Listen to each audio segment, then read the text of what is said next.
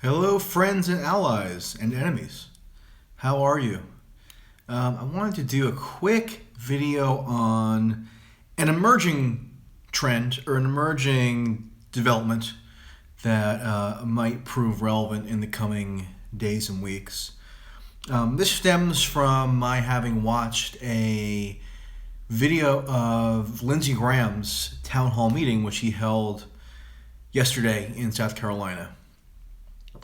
Senator Lindsey Graham is somebody who was not especially popular among the most hardened conservatives in the Republican Party, and yet he continually gets elected and reelected. So there's a bit of a conundrum there, or at least an enigma, as to how he sustains his popularity. But anyway, he held a town hall meeting, and he initiated the meeting, or he opened it with a monologue apprising attendees about the status of the Russia investigation into Trump and Trump's purported associates Trump's associates purported connections and or potential collusion with Russia. So Lindsey Graham agrees with the lion's share of Democrats apparently that this is such a high priority that he would lead his town hall meeting with an update on it.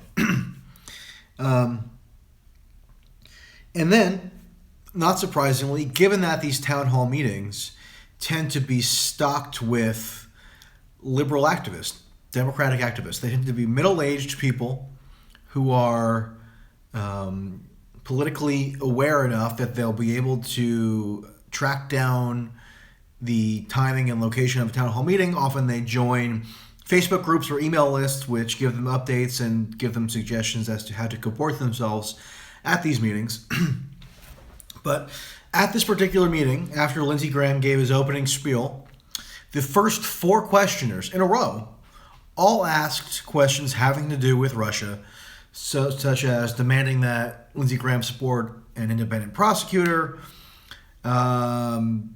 demanding that basically the issue be given more bipartisan attention. And Lindsey Graham rightly responded that he is sort of unique among Republicans in that he has been virulently pushing for greater attention to this matter.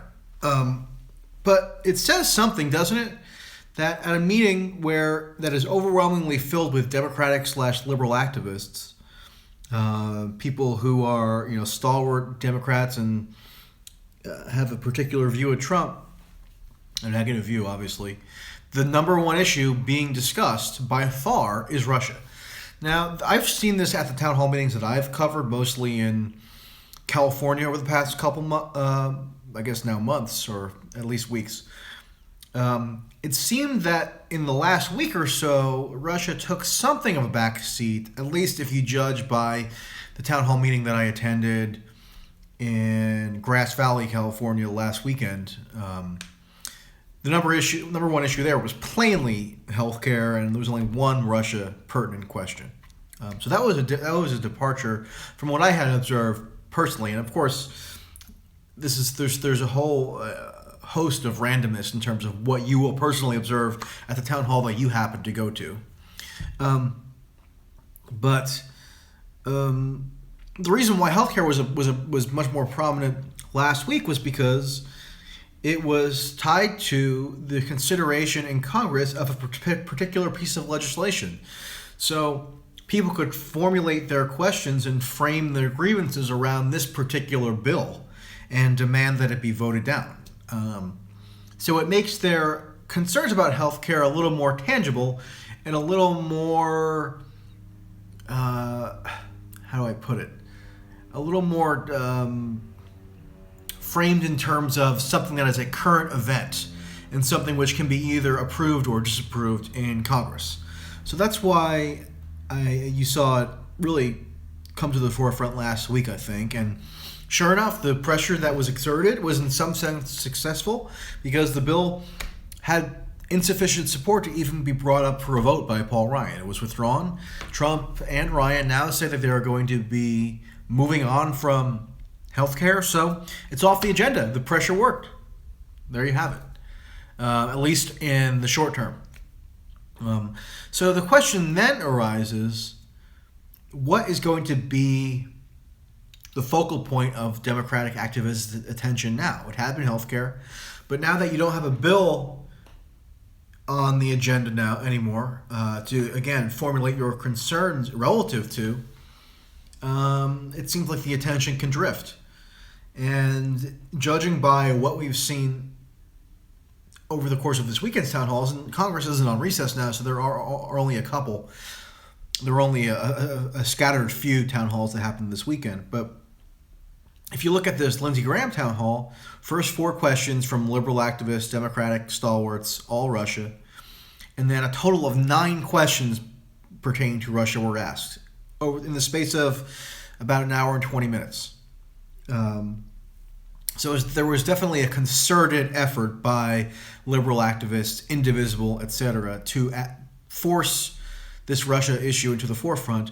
Oh, and by the way, there was a 10th question that was going to be asked about Russia, but Lindsey Graham, who was very willing to address the topic, actually had to reject that particular question because it had been so dominant in that particular town hall meeting.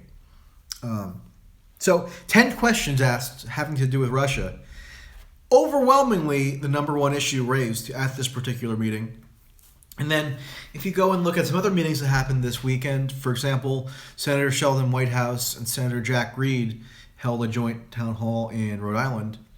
And I haven't watched the full meeting. I'm trying to, if you have a video of the full meeting, please send it to me. I haven't found it yet. But there was a clip shown by a local TV station of a gentleman standing up and just blathering in the most deranged manner possible about Trump and Vladimir Lenin and Putin and treason, etc.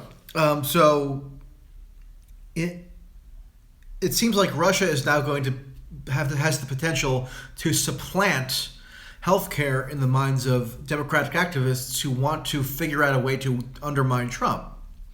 So the grievance, and it had already been perhaps the number one issue prior to this past week, but now it's even going to get renewed energy because you have ongoing investigations. You had Comey formally acknowledging the FBI investigation last week. The Senate is holding a public hearing on Wednesday having to do with Russia. So the issue is only going to get more juice, I think, because it's always been viewed as a vehicle through which Trump can be weakened and hamstrung.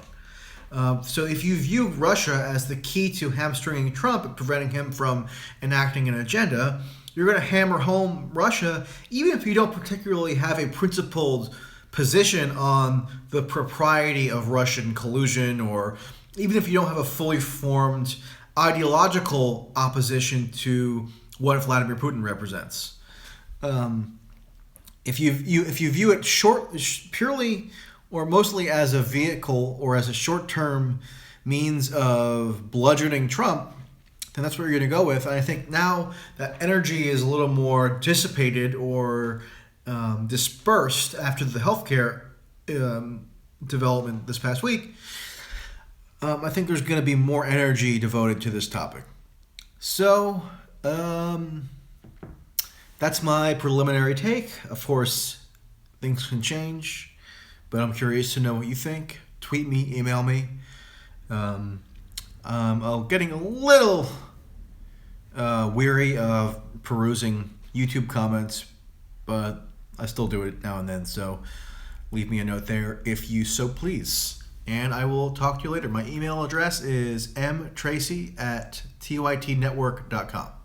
And it's Tracy with an E. Okay, bye-bye.